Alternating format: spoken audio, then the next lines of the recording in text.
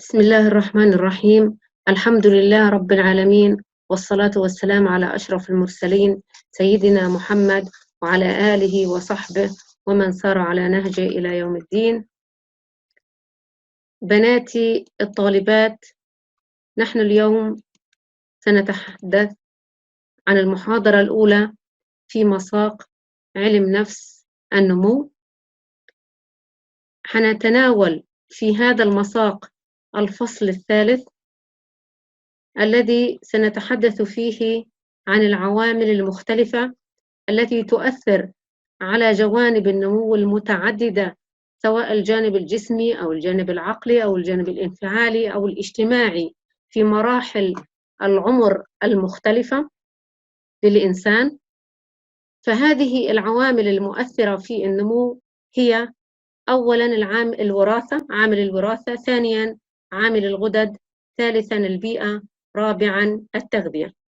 كل عامل من هذه العوامل لها تأثير على النمو، ولكن كل منها يكمل بعضه البعض، يعني كل منهم يؤثر مع بعضه البعض، ففي علاقة مترابطة ما بينهم. الآن حنتحدث عن العامل الأول من عوامل المؤثرة في النمو، وهو الوراثة. سنتناول الوراثة، تعريف الوراثة، المفاهيم أو المصطلحات المرتبطة بالوراثة. سنتناول أولاً التعريف هو عبارة عن ما ينقل من السلف إلى الخلف عن طريق الجينات التي تحملها الكروموسومات الموجودة في نواة الخلية.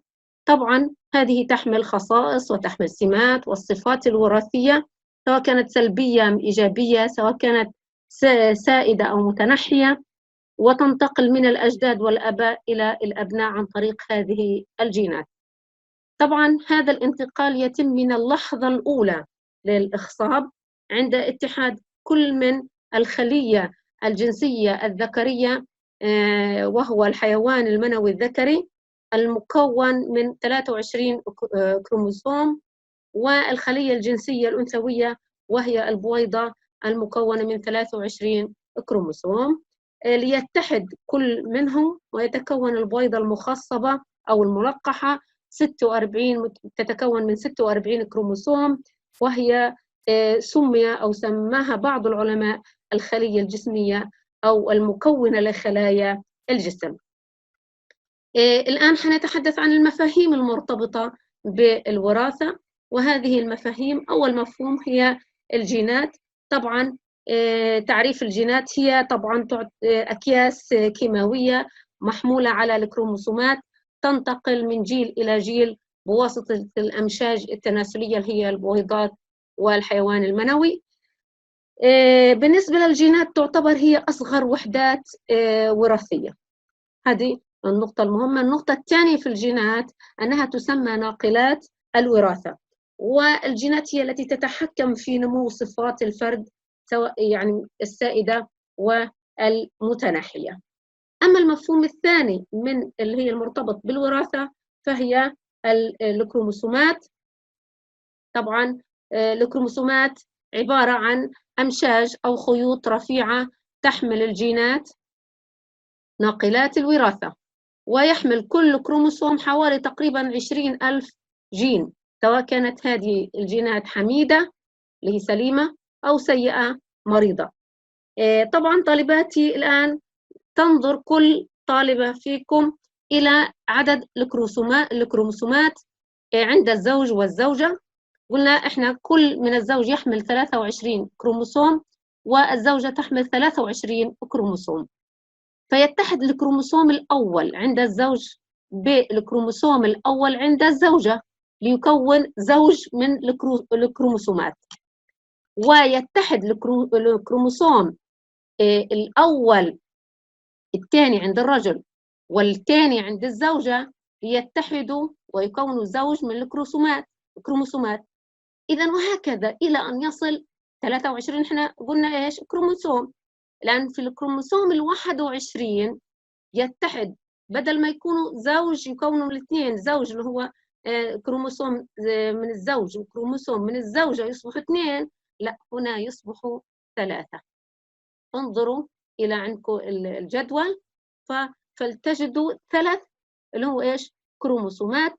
هذه ال3 هنا يكون خلل، طبعا يكون الخلل الوراثي زي اللي بنسميه. طبعا هذا الخلل الوراثي اللي يسمى عند البعض في اللي هي متلازمة داون. طبعا من هو السبب؟ لماذا أصبح يعني هكذا؟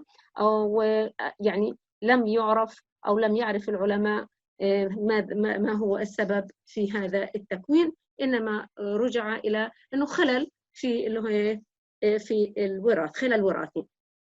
طبعا لو احنا نظرنا وقلنا احنا ال21 تكون 3، فإذا البويضة الملقحة كان يفترض تكون 46، بالمجموع اللي موجود 3 أصبحت 47.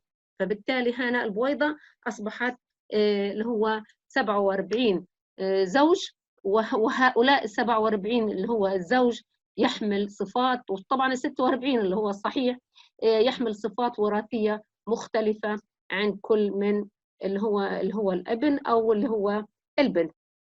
طبعا نتذكر هنا قول الله سبحانه وتعالى: ولقد خلقنا الإنسان في أحسن تقويم. الحمد لله الذي خلقنا في أحسن تقويم. نأتي طالباتي إلى المفهوم الثالث المرتبط بالوراثة، وهي الصفات السائدة والصفات المتنحية. الصفات السائدة والمتنحية لو نظرنا نرى أنه هذه الصفة وراثية تظهر في تركيب الفرد، التركيب الشكلي للإنسان يعني. فإذا كانت جيناتها موجودة، سواء كان في جيناتها موجودة في الكروموسوم الزوج أو كروموسوم اللي هو الزوجة، يعني في أحدهم يا إما الأنثوي أو اللي هو إيش؟ الذكري. الآن هذه الصفات بشكل عام تنقسم إلى صفات وراثية سائدة وصفات وراثية متنحية. أما الصفات الوراثية السائدة فهنا بيقول إيش المعنى المحتوى تبعها؟ إنه هذه صفات الشخص تظهر في الشخص الجديد، يعني الابن، سواء كانت هذه موجودة في الكروموسوم الذكري أو موجودة في الكروموسوم الأنثوي أو في كليهما. إيش يعني كليهما؟ يعني ممكن تكون بالاثنين أو بواحد، يعني سواء الصفة هذه قد تكون عند الزوج وتكون عند الزوجة، وقد تكون عند مين؟ عند الزوج لوحده أو عند الزوجة لوحدها. أما الصفات المتنحية فهي طبعا هنا قبل ما ننتقل للصفات المتنحية عشان أوضح لكم إنه الصفات السائدة دائما بتكون صفات أقوى، صفاتها قوية، لأنها بتظهر طبعا من جيل الأب والأم إلى الابن، يعني تنتقل من الأب والأم، ما تنتقلش أكثر شيء من الأجداد، تنتقل من الأب والأم. هذه إيش؟ الصفات السائدة. فعشان هيك دائما بتلاقي الصفات السائدة هي أقوى. أما الصفات المتنحية فهي صفات وراثية لا تظهر في التركيب الشكلي للفرد، لا تظهر في التركيب الشكلي. قال طب كيف؟ قال طب الآن انظروا، فالجين المتنحي جين متنحي يختفي تأثيره عندما يلتقي بجين إيش؟ سائد، يعني الصفة السائدة، فإيش؟ يختفي المتنحي. طب كيف يختفي؟ طب ليش يختفي؟ قلنا ما احنا الصفة السائدة، تمام؟ أو الصفات السائدة هي أقوى من الصفات إيش؟ المتنحية. بدي أذكر لكم هنا مثال زي مثلا لو كان رجل وامرأة، لون العين عند الرجل أسود ولون العين عند الامرأة زوجته أسود. الآن الصفة السائدة معنى ذلك الموجودة عند الرجل أسود، والصفة السائدة الموجودة عند المرأة اللون الأسود.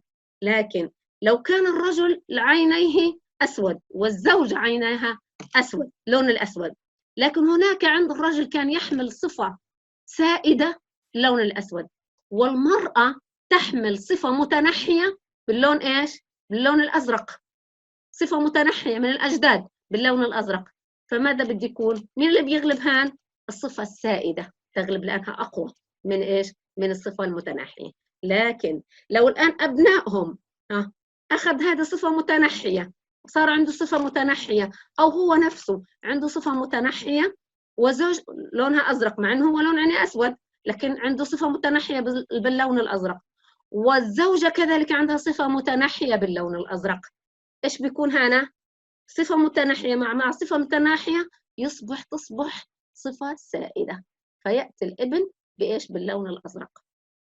أصبحت واضحة الآن إنه صفة متناحية مع متناحية خلص بصير هي السائدة، وبالتالي بصير اللون الأزرق. لكن صفة سائدة أسود مع صفة متناحية باللون الأزرق، لا، تخرج هنا اللون السائد وهو اللون الأسود. فإذا هنا لا يظهر أنا تحت ولا ينتج هذا الفرد أبناء متماثلين في هذه الصفة إلا إذا تزاوج بفرد مثله يحمل الجين المتنحي، يعني متنحي مع متنحي يصبح إيش؟ سائدا. الآن يا أخي الطالبات، طبعا لو نظرنا إلى قول الرسول صلى الله عليه وسلم دائما تخيروا، حديث الرسول واضح هنا، تخيروا لنطفكم فإن العرق دساس. يحثنا الرسول عليه الصلاة والسلام بأن نختار لنطفنا أو لأبنائنا الزوجة الصالحة من منبت الصالح، لأنه إيش؟ العرق دساس. والأمثال في حياتنا الشعبية أو في حياتنا الاجتماعية لم تنتهي ولم تقتصر على ذلك، كثيرة منها قولهم العرق يمد للسابع جد. فهذا دليل على أنه الأبناء يأخذون ويتوارثون من أجدادهم اللي هو الصفات الوراثية.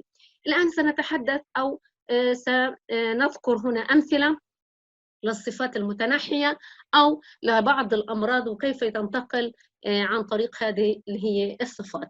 الآن جاب أمثلة، هنجيب المثال الأول. لو كان الزوج والزوجة سليمين لم يحملوا اللي هو أمراض، فالنتيجة هنا في الإنجاب لو كانت المرأة سليمة بناتها أو أولادها هيكونوا إيش؟ 2 سليمين، سواء ذكر أو أنثى. نفس الشيء، يعني هنا هنعتبر إنه كل واحد من الأبناء بيمثل 25%، وكل واحد من الذكور يمثل 25%، فيصبح 25 و25 50 و25 75 و25 هي 100، يبقى أبنائهم حيكونوا سليمين 100% بإذن الله، وإرادة الله سبحانه وتعالى فوق كل شيء. المثال الثاني بقول هنا لو كانت الزوجة والزوج حاملين للمرض. طبعا بدنا نبهك الطالبة إنه المصاب هنا هو الذي تظهر عليه أعراض المرض. يعني لما نسمع كلمة حامل للمرض، الحامل للمرض هو الذي يحمل المرض لكن لا تظهر عليه أعراض المرض، لكن المصاب هو الذي يظهر عليه أعراض اللي هو إيش؟ المرض. الآن لو كان الزوج والزوجة حاملين للمرض، شوف بقول لك 4 احتمالات هنا. الاحتمال الأول أن تنجب طفل سليم خالي من إيش؟ المرض، وهو يمثل 25%، وهو إيه؟ مبين لنا بالصورة لكم بالصورة. واثنان من الأطفال، 2 طبعا حيكونوا حاملين لمين؟ للمرض، وهنا 25 مثل هنا 25 أي 50%، والثالث حيكون طفل إيش؟ مصاب ويمثل 25%. هذا لو كان مين؟ لو كان الزوج والزوجة حاملين للمرض. طبعا هذه من أخطر اللي هي إيش؟ الأزواج لما يكونوا عندهم إيش؟ أمر يعني مرض أو ما شابه ذلك. نسأل الله لنا ولكم العافية في سواء عند الرجل أو عند المرأة. ننتقل إلى المثال الثالث. المثال الثالث يقول هنا لو كان الزوج سليم والزوجة حاملة للمرض، كيف يكون الأبناء هون؟ طبعا إذا تم الحمل عند الزوجة فيكون هنا 4 احتمالات.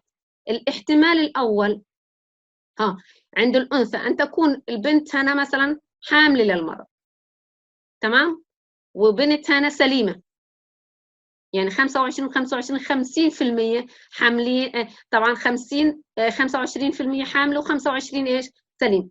كذلك ممكن يكون حامل للمرض ولد أو ذكر، وحامل وهنا وسليمة اللي هو ولد سليم. إذا الآن حيكون حاملين للمرض 2 ويمثلوا 25، وسليمين 2 ويمثلوا إيش؟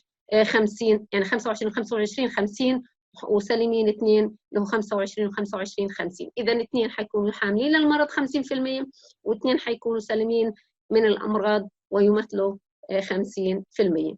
الآن المثال الرابع هنا الزوج حامل والزوجة حاملة للمرض والزوجة مصابة بالمرض، فطبعا هذا خطير. لكن الرقم الثلاثة اللي كنا نتحدث عنه اللي هو حامل الهان، لما قلنا الرقم ثلاثة 2 اللي هو الزوج حامل، لو 2 حاملين أخطر من لما يكون الزوج حامل للمرض والزوجة مصابة.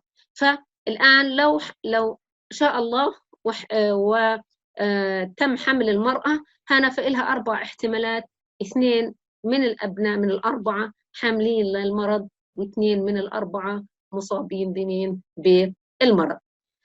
أما الخامس، المثال الخامس، فالزوجة والزوج مصابين بالمرض، الاثنين مصابين بالمرض. هنا يكون الإنجاب جميع الأبناء اللي هو مصابين بالمرض. طبعا هذه إرادة الله سبحانه وتعالى، والعلم عند الله في كل أمورنا نوكلها إلى الله سبحانه وتعالى.